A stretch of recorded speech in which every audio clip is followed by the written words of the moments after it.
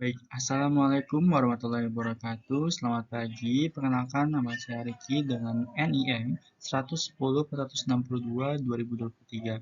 Saya dari Pendidikan Masyarakat Angkatan 2022 kelas C. Pada kesempatan yang mulia ini, saya akan kembali memaparkan sebuah materi, yaitu terkait dengan dasar-dasar riset aksi komunitas. Oke, baik. Pada pagi hari ini kita akan membahas terkait subbab topik bahasan yang pertama tentang prinsip-prinsip dasar dalam riset aksi, lalu yang kedua nilai-nilai etika dalam integritas dalam riset aksi, lalu yang ketiga komponen utama dalam riset aksi, dan terakhir contoh implementasi dasar riset aksi dalam kehidupan nyata. Oke, baik teman-teman. Sebelum kita lanjut membahas terkait materi konsep disertasi seperti apa, kita ketahui bersama-sama teman-teman, apa sih itu CR atau Community Action Research. CR atau Community Action Research adalah suatu pendekatan penelitian yang bersifat partisipatif yang menekankan kolaborasi antar peneliti dan juga anggota masyarakat dalam mengidentifikasi, mengatasi, dan juga membicarakan masalah lokal atau isu-isu yang terjadi di masyarakat sekitar. Pada intinya, CR ini berupaya untuk menjembatani kesenjangan antara teori dan juga praktik dengan melibatkan pihak-pihak yang terkena dampak langsung dari isu-isu atau masalah sosial dalam suatu proses penelitian. Di mana untuk CR ini sendiri menekankan pentingnya membangun kemitraan teman-teman dan memupuk kepemilikan kolektif dalam suatu proses penelitian dengan melibatkan aktif para masyarakat untuk menunjang proses penelitian. CR ini berupaya untuk merangkul secara inklusivitas bagaimana proses penelitian ini dapat berdampak secara langsung dan memberikan hasil yang baik kepada masyarakat sekitar. Juga teman-teman, untuk membahas lebih lanjut tentang ER atau aksi riset itu sendiri, didefinisikan sebagai suatu metode pembelajaran atau metode penelitian lebih tepatnya yang ampuh yang memberdayakan individu dan juga komunitas untuk mengatasi tantangan dunia nyata melalui proses pendidikan, pendidikan, dan juga refleksi. Riset aksi ini atau ER ini sebagai metode pembelajaran dan pengembangan masyarakat didukung juga oleh landasan teori yang kuat yang memandu prinsip dan praktiknya. Pada intinya, ER ini berakar pada karya tokoh Kurt Lewin, teman-teman, seorang pionir psikolog sosial yang memperkenalkan teori tersebut pada tahun 90-an. Di mana Lewin ini menekankan pentingnya menerapkan metode ilmiah terhadap isu-isu sosial dan menganjurkan pendekatan partisipatif dalam penelitian dan juga masalah. Dan ER ini merupakan akar rumputnya teman-teman, bagaimana suatu proses penelitian itu memerlukan suatu kolaborasi atau partisipatif aktif dari masyarakat yang terkena dampak dari isu-isu sosial itu sendiri. Dan juga selain itu, disertasi juga ini sejalan atau relevan dengan teori pembelajaran kontemporer atau konstruktivisme dan pembelajaran berdasarkan pengalaman yang menekankan pentingnya keterlibatan aktif, refleksi, dan juga kolaborasi dalam proses pembelajaran. Dengan mengintegrasikan disertasi ke dalam lingkungan pendidikan, pendidik dapat menciptakan peluang bagi siswa atau siswanya untuk menerapkan pengetahuan teoristis dalam konteks dunia nyata. Jadi sangat relevan teman-teman bahwa disertasi ini berkaitan erat dengan adanya partisipasi masyarakat dalam suatu proses penelitian, baik dalam perencanaan, pengambilan keputusan maupun aksinya itu sendiri, bahkan evaluasinya tersebut. Kita bahas. Berikutnya kita akan membahas terkait dengan prinsip-prinsip dasar dalam bertransaksi. Ada tiga teman-teman, ada partisipasi, refleksi, juga perubahan. Partisipasi. Nah, prinsip partisipasi ini menekankan keterlibatan aktif dari seluruh pemangku kepentingan, termasuk anggota masyarakat itu sendiri, peneliti, pendidik, dan juga pembuat kebijakan dalam proses suatu penelitian. Dan partisipasi ini atau prinsip ini memastikan bahwa beragam suara, perspektif, atau frame of reference seseorang itu um, dan pengalaman terwakili dan dihargai, mendorong inklusivitas dan juga komunikasi dan pemberdayaan dalam suatu proses penelitian. Dan partisipasi ini adalah suatu landasan riset aksi yang mendasarkan metodologi pada pengalaman hidup, suara, dan juga keengganan anggota masyarakat. Dan pada intinya, prinsip ini merupakan suatu pendorong atau gagasan utama bagaimana suatu penelitian dapat dengan inklusivitas merangkul para masyarakat sekitar dalam proses penelitian.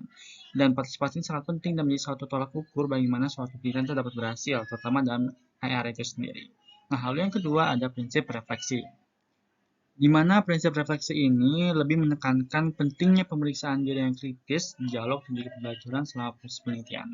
Refleksi ini melibatkan pemeriksaan asumsi selama proses penelitian yang bias dan nilai secara sistematis, serta mengevaluasi efektivitas tindakan dan intervensi.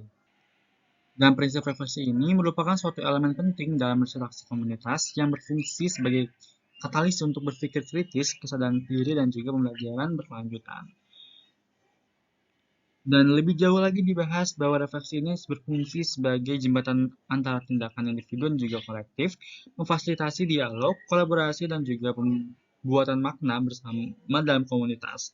Melalui kegiatan refleksi ini, kelompok seperti kelompok fokus, forum komunitas, dan juga lingkaran bercerita dapat memberikan suatu gagasan mereka terkait dalam proses penelitian untuk pada akhirnya menentukan pengambilan keputusan untuk proses penelitian mereka sendiri.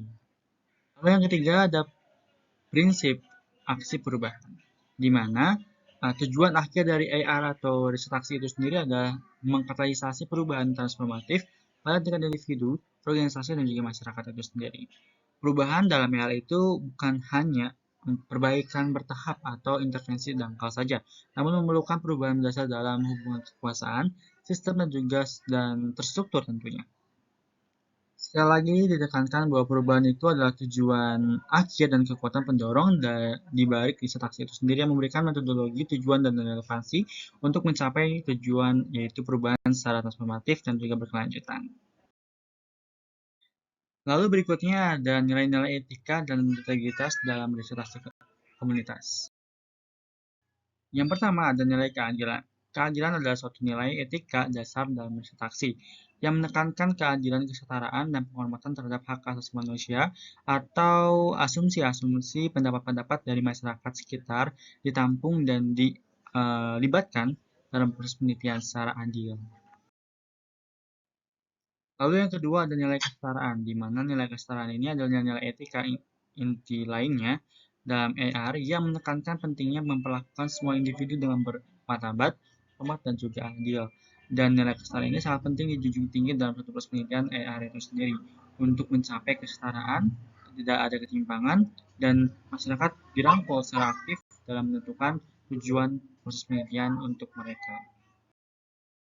Lalu yang ketiga ada nilai pemberdayaan, di mana nilai pemberdayaan ini adalah nilai etika utama dalam interaksi yang menekankan pentingnya memupuk penentuan nasib sendiri, lembaga, dan juga suara di antara individu dan juga komunitas.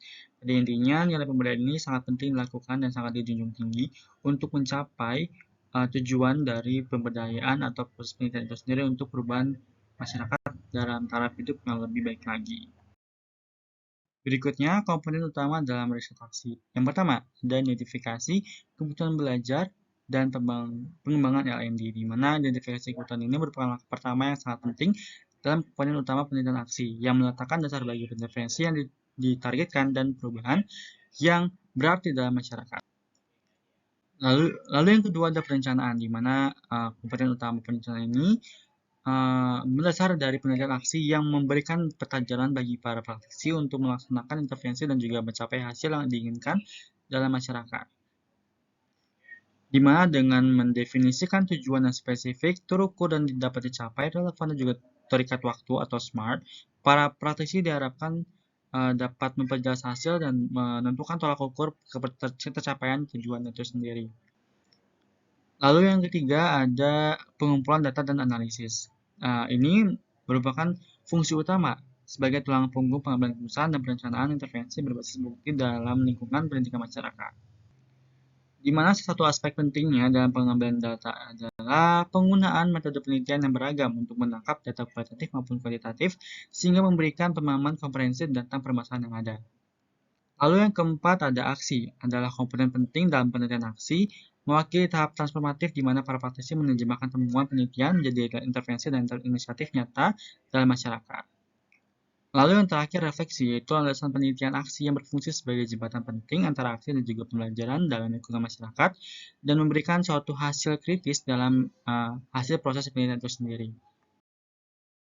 Ini ada contoh konsep besar AR dalam pendidikan atau kehidupan nyata, yaitu membangun komunitas marginal dengan berpegang teguh atas prinsip dasar riset aksi, yaitu partisipasi, yang mana prinsip partisipasi sangat penting ketika kita mau membangun suatu komunitas yang marginal, sehingga perlu melibatkan komunitas marginal itu sendiri untuk mencapai atau menentukan keputusan mereka sendiri.